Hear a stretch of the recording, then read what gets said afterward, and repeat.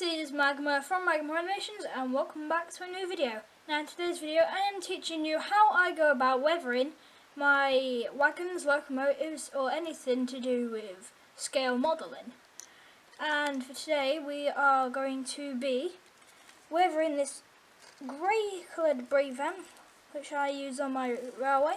It's actually my favourite brake van, so we better go do a good job. This is going to have a light weathering, as obviously there'll be no goods inside, but they may get a bit of smoke from the locomotives on it, or just being not very well looked after and have a bit of dirt around here. We are also going to be weathering this LMS cattle wagon. Now the thing with this, as you can see, is very cartoonish and it's childish, so may as well make it look to the full realism by adding all the little bits of dirt and smog and steam in the little gaps. Now to be able to complete this type of weathering that I've done, you'll need a small brush. This is from an Airfix starter kit. I like these brushes a lot. I also need to mention we are weathering with acrylic paint, which is water based, so we can apply water to it. Here we've got Humbrol 33, I believe. It's found in the Airfix starter sets. This is black, and we've got number 29, which is dark earth. So we can use them in water. I wouldn't recommend getting the enamel paints because they are not very good with water, and because they're oil based, and also the fumes are quite deadly. Also, it would be nice to use this big brush to cover large areas, like on top of this. Obviously this is going to get wet, so it's going to be less stiff. But yeah, you would also need a water container. As you can see, I've been weathering here before and I can't be bothered to clean this out. But pretty much any body of water, which is, I use tap water.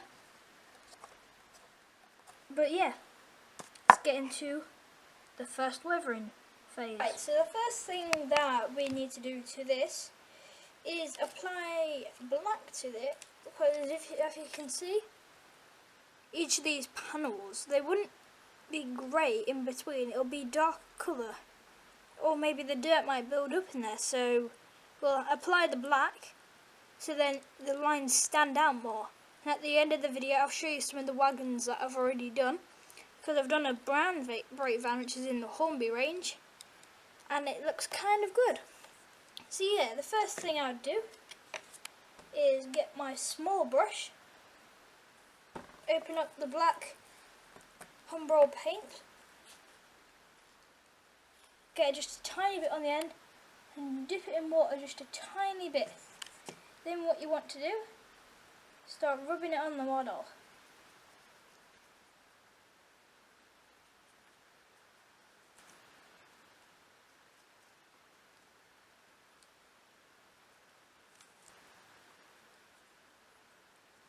Now what I didn't mention the last time was you need a tiny bit of tissue like this. This is already a used one, but you would use a tiny bit of tissue to dab up the excess.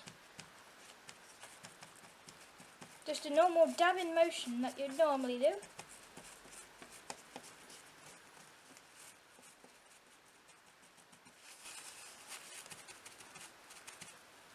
As you can see, it's starting to get a tiny bit of build up there. If you put too much on, you can always put water over it, which will loosen it, and you can dab it up. So we'll continue with this. Maybe a bit more on that one. Don't worry about putting paint over the writing on some of the wagons, or anything else that you've got, maybe coaches. I wouldn't recommend locomotives because locomotives were looked after quite a lot by the firemen, so I wouldn't recommend doing it. But if they're heavy, let's say a 9F, then you can do a light one. But yeah, just keep doing that. Remember to always dab the excess off, just in case you go wrong, and you can easily get it off. And just keep going like that.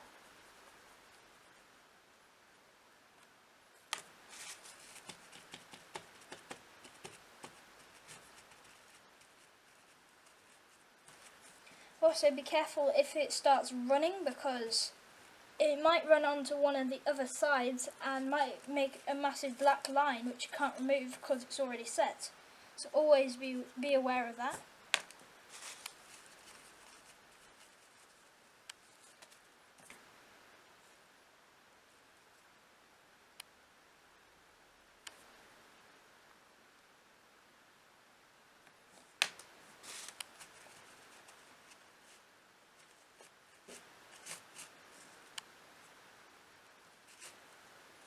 Right, for the first body of here, I think that's kind of a good job.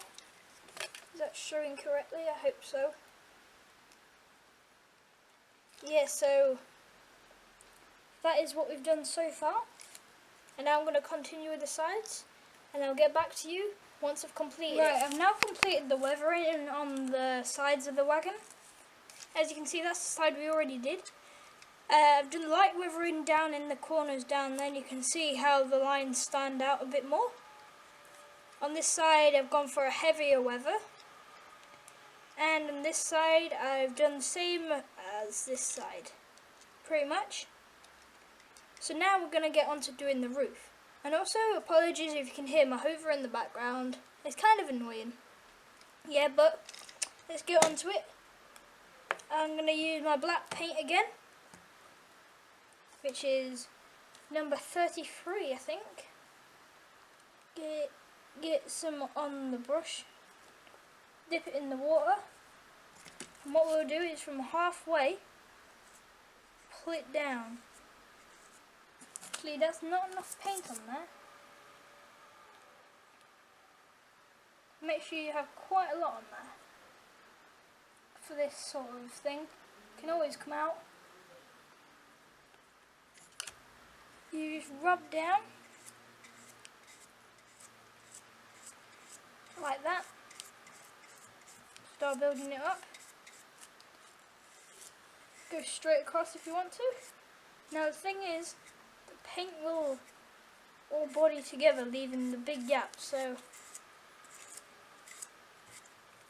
be wary of that and just keep scrubbing on. Actually, what a good idea would be is to get your smaller brush, put black on it, then put it on your larger brush if it doesn't fit in your paint pot like my one does.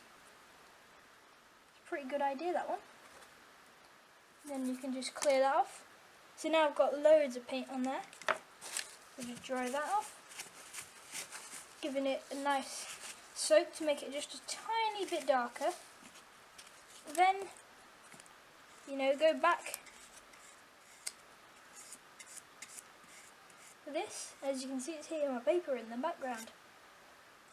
And that's why I put the paper there, just to stop it from getting on any of my books.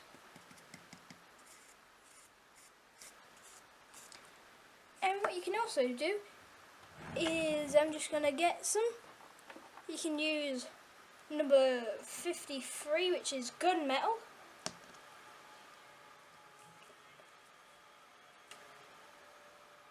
Get some of that on there.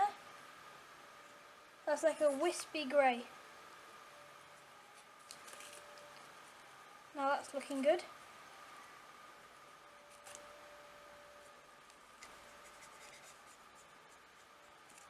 What I do, get your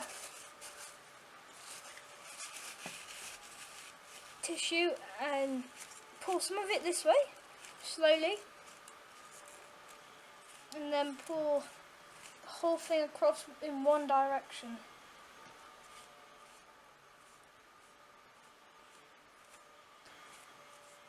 Like that. Then what I do, turn the wagon round, and do the same thing in this direction. So it looks like if any waters came on it, it's spilling down both of the sides instead of just spilling down this one side, which would not look very good. Also need to remove all of the spillage. Yes, so now it looks like it's going both ways, because obviously this is much higher than these two sides, and it's like, as you can see, it's like an arch shape. So that makes it look a lot more realistic.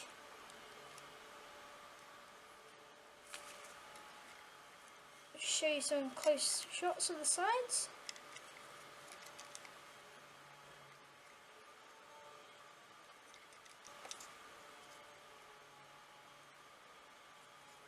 Now we'll go on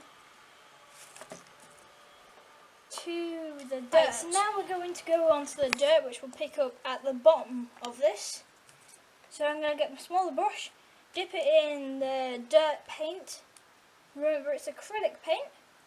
This is number 29 in the Airfix range, I think. I'm not sure if it's Humbrol or not. But yeah, so get it all around the bottom of there. And maybe at the door steps, the foot plate.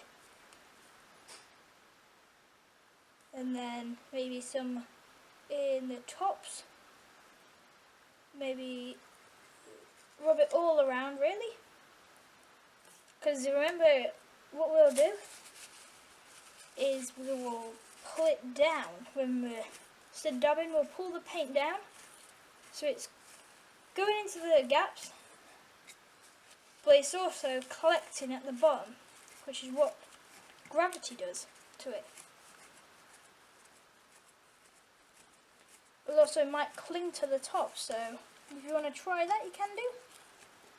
Obviously, I'm no expert at weathering, but it's always good to see what other people try and do. And someone's probably done this technique before, because it's probably like, I don't know, I haven't done any research, but it's probably quite a popular one. It might be a bit too much.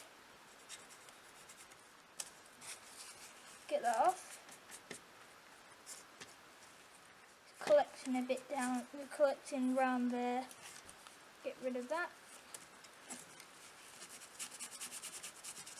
And get there's a bit too much there, so get rid of that.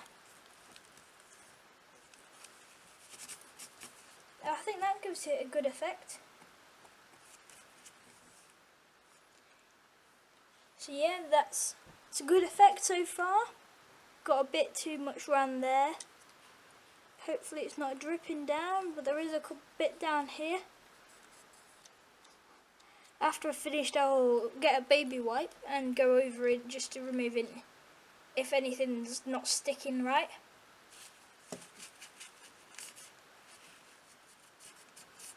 And I believe all the wagon here is definitely a Hornby one. I think it's in a Great Western set, I believe. I'm not sure off the top of my head. And the cattle wagon, which might be in a part 2, because this one might get fairly long. This is a Hornby one for definite. It's got a bit of splash in it. Let me just remove that.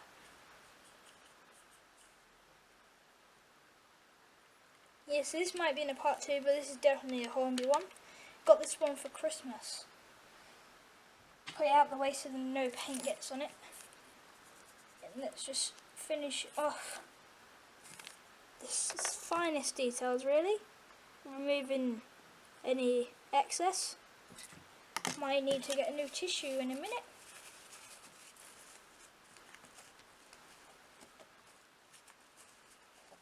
And this will work for tanks. I'll show you some of the ones I've done so far. I've got a Cromwell tank that I've weathered, a Tiger tank which is heavily weathered, the brown brake van which I'll show you, an oil tanker and a AWS coal wagon, which is another heavily weathered one. But yeah, I think that side is now given a good effect. So once that's an alright effect, yeah. Comment what you think to this, if there's anything that you want me to improve on, or if there's anything that you've already been taught. Yeah, that's the basic tutorial on how I weather stuff without spending so much money on like airbrushes and all the right equipment. This is pretty much the leftovers of an Airfix kit. So yeah, I'll now get on to showing you my other models, which is quite well, and off camera and at the end of this video I'm going to do the rests of the sides, and then yeah, at the end I'll show you it on my railway. I didn't show my railway in quite a while, but yeah, I'll show it off to you. Right, let's show you my This wagon wagons. here is my tester wagon to see if the weathering skill would work. It's an AWS wagon and it's heavily weathered. As you can see, it's got the black dust all the way around the edges, like the coal dust. On the front you can see the writing is not affected a lot, and it still stands out, which is good. So let's say you have a war well and it has loads of nice writing on it, like how much tons it can take and all that. That will all stay on. This side we put all of the black paint in between these two lines there. And this is a difficult side, as you had to get your small paintbrush into all of these little crevices. But we got there in the end, and it gives it a nice, wonderful looking finish. This here is a modern day oil tanker. As you can see, I made it so the effect looks like it's running down the sides with not a lot of weathering in the middle, but it's collecting at the top and collecting at the bottom. So you can see, on the sides it's the same with loads around the rim, and it's collecting at the bottom on the other side. And it's collecting at these two little stumps there, which is cool. This is my Tiger tank, which is an old Airfix kit. As you can see, I haven't applied the treads yet, but I've heavily weathered this, covered it in weathering, if that's the right context. The barrel is got some 53 paint, which is, I don't think I've got it on me at the minute, but it's the gunmetal. Put that around this area here of the barrel, and definitely black near the end of the barrel. The sides would be a bit less weathered, but all the dirt that this would go through and all the explosions that happen near it. Also, I've sprinkled some grass, because obviously it'd be in terrain, like off-road terrain, so it wouldn't look like a brand new Toyota. It would be covered in grass and dirt. And as at the back you can see that where the engine is and all of its fuel tank and all that, that is heavily weathered as well.